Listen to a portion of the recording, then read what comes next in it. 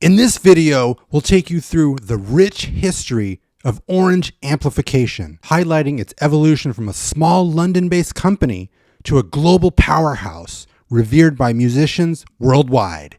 The company was founded in 1968 by Cliff Cooper, who decided to build his own amplifiers when vendors refused to supply his musical store, primarily due to Cooper's youth and countercultural image. The early amps were adopted by Peter Green of Fleetwood Mac and were used on Stevie Wonder's Superstition, which brought Orange worldwide recognition. The brand's picks-only models, nicknamed for their use of symbols rather than text on their control panels, were released in the early 1970s to much success and established a signature Orange sound.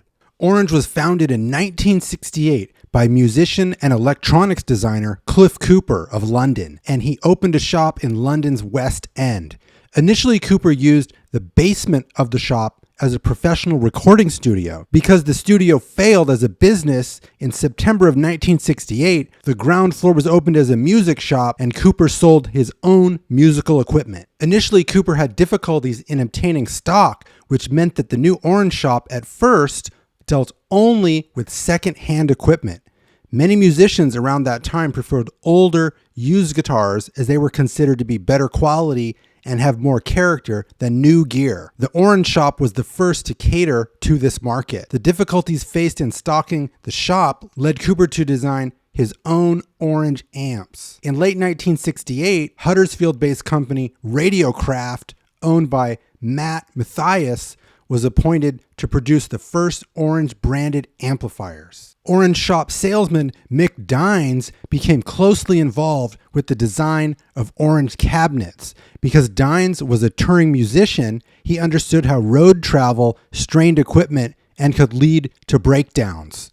Dines ensured that durability was at the forefront of the Orange design, with features such as the basket weave grill cloth and wooden skids provided strength and improved the sound dramatically by acoustically coupling the cabinet to the stage or wooden floor. It is a common misconception that the earliest Orange amplifiers were jointly produced by Orange and Matamp, the brand name that Mathias used on his own design of amplifiers. This was not the case. Early Orange Matamp amplifiers were built by Radiocraft to Cooper's specification to provide a new generation of guitarists with the sustain they demanded. The front end was modified and Cooper changed the chassis from lightweight aluminum to steel. The Orange logo was designed to be clearly visible on stage. When the design was delivered to Radiocraft, Mathias suggested that a small Matamp logo be added. As a courtesy to Mathias, Cooper agreed to this request, making Matamp a model name. The first of the Orange Matamp amplifiers were 100-watt valve amps and were produced in very small numbers in the rear of a shop owned by Mathias. Demand for Orange amplifiers grew quickly and Radiocraft was unable to keep up with the orders. It became apparent that a larger space was required for business growth. A new factory was opened in Huddersfield in 1970. At this time, business in London was moving very rapidly. However, the situation in Huddersfield was much slower. While visiting the factory for a production meeting, Cooper was struck by the slow pace of production. Large numbers of back orders meant that production was failing to keep up with demand, and the low number of units being produced caused the operation to be non-cost effective and not covering the overhead. The decision was taken to end Orange's relationship with Matamp. After this decision, Cooper relocated premises to a shop in the Covent Garden area of London. This move was to increase productivity and provide more room for cabinet making, amp testing, and storage, with cabinets being produced on the ground floor and amplifiers in the basement. In 1971, while driving in London, Cooper noticed the new road signs being introduced in the UK used graphic symbols rather than words, and asked the design team to come up with a set of custom symbols that would clearly show what the control was for and how it would make sense for users who may not be familiar with the English language. It was in 1972 that John James, Orange's research and development engineer, designed what would become one of the world's most iconic amplifiers, the graphic valve amplifier, named simply Picks Only, which was a reference to the unique front graphic panels. Early models of the Picks Only were known as plexis because they had a plastic, reverse-printed panel secured on an orange steel backplate fixed to the chassis. In 1975, Orange launched the custom Reverb Twin MK2, which was introduced to compete directly with the Fender Twin Reverb. Pricing was similar. This amp featured a Hammond spring reverb, a tremolo, and a master volume. It was initially available only as a 50 watt, but the success of this model as a versatile studio amplifier led to a 100 watt version being produced. Unusually, this model featured black with silver flecked speaker cloth rather than the iconic basket weave grill cloth. Throughout the 1980s, production of Orange amplifiers was extremely limited, with Cooper continuing to build and sell in small quantities only for special order.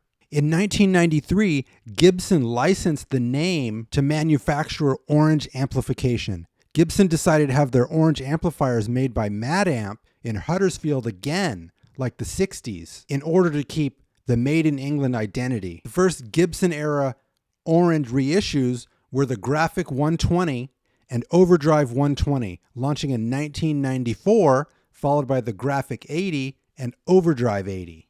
The 1990s Orange reissues were not commercially successful, and it was mutually agreed that the license would not be renewed.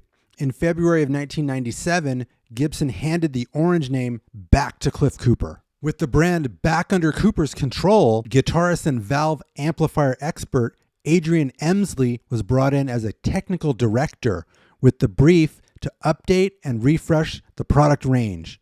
Guitarist Noel Gallagher had used Orange almost exclusively on the early Oasis albums, and as in the early days of Orange, Cooper was excited to get opinions from leading guitarists, so Cooper and Emsley approached Gallagher to talk through any requirements that would improve his sound. Gallagher was using an Orange Overdrive, which he required more crunch from. As a result, changes were made to the Overdrive circuit, including modifications to the phase inverter and preamp. A standby switch replaced the output socket on the rear.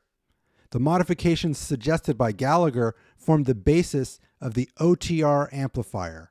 In 1998, the AD series was launched, initially consisting of the AD30 head without reverb, the AD30R, a 212 combo with reverb, and the AD15 combo, which was available with 10 or 12-inch speakers. The range received critical and commercial acclaim and attracted major artists such as former Led Zeppelin guitarist Jimmy Page and ex-Fleetwood Mac guitarist Jeremy Spencer.